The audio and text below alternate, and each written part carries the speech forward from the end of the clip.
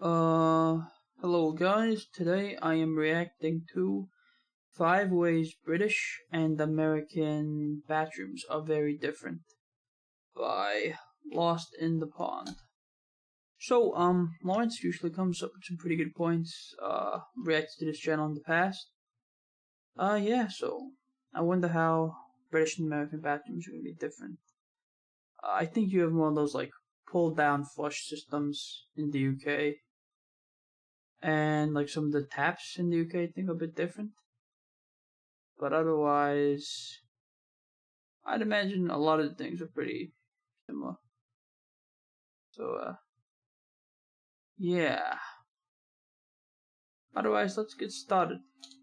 And I've also aged 10 years in that time, and it shows. My joints aren't what they were, so getting in and out of the bath was a bloody nightmare. I could see that would be, yeah. Hello, I'm Lawrence, and I'm on a quest to uncover all of the memos that Britain and America lost in the pond. And one of those memos pertains to cleanliness. And one place that is absolutely synonymous with cleanliness, try saying that after 4 whiskies. I mean, I just did, but is the bathroom. And believe it or not, I've not yet, in my 4.5 years of doing a YouTube channel on the differences between Britain and America, talked about the differences between British and American bathrooms. So that is what I'm going to do today. So, as my bathwater gets deeper than the Marianas Trench, here are 5 ways in which British and American bathrooms are so very, very different.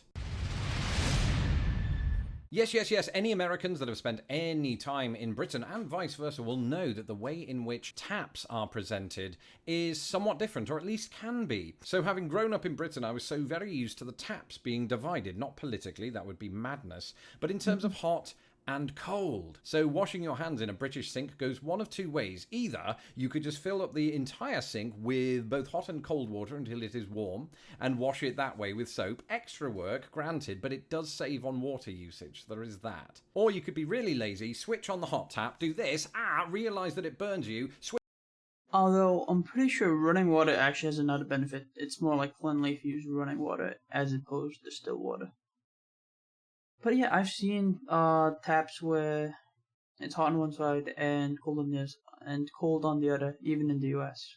In some places, they still exist. So Switch on the cold tap to cool it down, realises that that stings in a different way, and give up halfway through and suffer the consequences of poor hygiene. Now, I should mention that that is not entirely nationwide. There will be some bathrooms that unite the taps, and I was very happy to find after moving to the United States that it's not just commonplace in the US for that unification to happen. This is all sounding very... it's very, yeah, most taps in the US are the same one. You can just choose to have it hot or cold. Political, needlessly so. But it's universal in the United States to have one central tap, or... I mean, it's not completely universal, but for the most part, yeah. as it's often known in the United States, a faucet. And this alleviated so many problems sink, with washing hands. Now, I will find that I use far more water in doing so now. So again, there is that kind of give and take, but pound for pound, I'd prefer not to burn my hand off. Now, the separate taps in Britain go back to the fact that the taps and the plumbing is just really old, and you couldn't sort of mix the hot and the cold water back in the day, and it sort of stayed that way because of a lot of our buildings don't get demolished like they do in the United States, so they just keep that same old plumbing system. I mean, that's the watered down version of the explanation. Do you see what I did there? Yeah. Anyway, speaking of water, that brings us on to our next entry. Whether you call it the toilet, the commode, the john, the loo, or the porcelain god, we can all agree that the toilet is one of the greatest inventions of all time, behind toilet paper, which I've just realised came after, as it always does. But when we are talking about Britain and America, there is one... especially like the Japanese toilets, like bidets in general, pretty good, yeah. chief difference between how toilets are in those 2 countries, and it all comes down to one thing: the water level. So in Britain, you practically need binoculars just to make out the water level down below. Although if you do that, you run the risk of enhancing the size of other things. And the chief problem with it being so low, of course, is splashback. You know, and you don't want that on a cold Monday morning, which again is why I was relieved to move to the United States, where the water level is really high. So when you come to do one, it gets lost in the pond. I'm so sorry. Just flush all of that out of your memory as we pull the switch on entry number 3. I mean, a way you can avoid I guess splashing is just lay some tissues. Uh, yeah, lay some toilet paper in the water, and it kind of stops all of that splashback and all that. Yeah, that's pretty, I guess, effective method. And if it gets dirty, because of splashback and other stuff, of course, the best method is just, if you have a bidet, clean it with water. And you have to use less toilet paper anyway, so it's better. That's right, both countries use bathroom lights differently, but before you get the idea that Britain is still somehow using, I don't know, the candle, it's not the light source itself, but the mechanism by which we light it. In the United States, of course, this is almost always done using the light switch, and while that is also the case in a lot of UK homes and hotels and the like, you will find the odd, usually distinctly odd, bathroom in Britain where that very mode is essentially just a piece of string that you pull until it I mean, that is also somewhat the case, like in some U.S. houses, like old houses, that you might find those. But yeah, it is generally more common to have a light switch inside the bathroom. clicks. This can be very confusing for a lot of people walking in. Ah, shoot, I think the sound. Yep, hopefully the sound is working now. And not having a clue what that does. And to this day, I'm not entirely sure why it exists, but in addition to a dripping tap and a comfortable bathtub, I'm tempted to believe that it was designed by a cat. And speaking of bathtubs, that brings us on to our final two entries. I think it was the actor Burt Reynolds who said the most underrated thing in life is a nice hot bath. And I agree with Sir Burt. Was he a Sir? He wasn't even British. He was American. He was correct. Baths are amazing. And one thing I noticed after moving to the United States is that the surface of the bathtub is actually at the same level as the ground outside of it. That's quite novel to a British person because where I'm from, the bathtub is raised. So when I was in England visiting... Yeah, I mean, a lot of the time, the bathtub is raised. I mean, maybe in some places in the US, the bathtub is on the same level. This past May, I'd forgotten this fact after 10 years of being away. And I've also aged 10 years in that time, and it shows. My joints aren't what they were, so getting in and out of the bath was a bloody nightmare, and I'm not afraid to admit it on live YouTube. So anybody from the United States who's visiting Britain that likes to have baths, keep that in mind. You may need to take a stepladder with you. Slight exaggeration. And speaking of baths and Americans that like to have them, that brings us on to our final entry. So it turns out that Burt Reynolds may well have been an anomaly when it comes to Americans that like to take baths. The truth is, it's not as big a pastime in America as it is in Britain. In Britain, we absolutely love to take hot baths. And this is evidenced by the fact that... I mean, there's a lot of Americans who like to take baths as well. I mean, you can't really generalize all upside down. There is one thing and one thing alone that America doesn't do bigger, and that is the bathtub. British... I don't know about that. Some people have ginormous bathtubs. Yeah, like really big ones that also, double as like jacuzzis and pressure jets in the bathtub, so. British baths just give you so much more room. You don't have to crunch your knees up, which is in fact how I ruined my joints. Because American baths are smaller. Not only are they smaller, but they don't recline as much, usually. I mean, you can buy specialist baths that do that, but for the most part, the standard bathtub in America has that back that's straight up, so you just have to sit there. And if you're a tall man like me, 6'1", then there aren't many easy options for that. You just have to suck it up and take it. One of the reasons is that, firstly, Americans just don't value bath taking as much as they do over showers, which is, I was about to say, fair enough.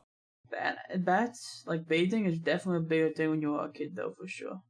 Like, it's very common for children to take baths. But I don't think it is. You don't know what you're missing out on. Listen to Bert. He knows what he's talking about. I mean, he's dead, so he's not here to speak for himself. But I'm speaking on his behalf. Bathtubs are amazing, and hot baths in them are even better. But the other thing that it comes down to...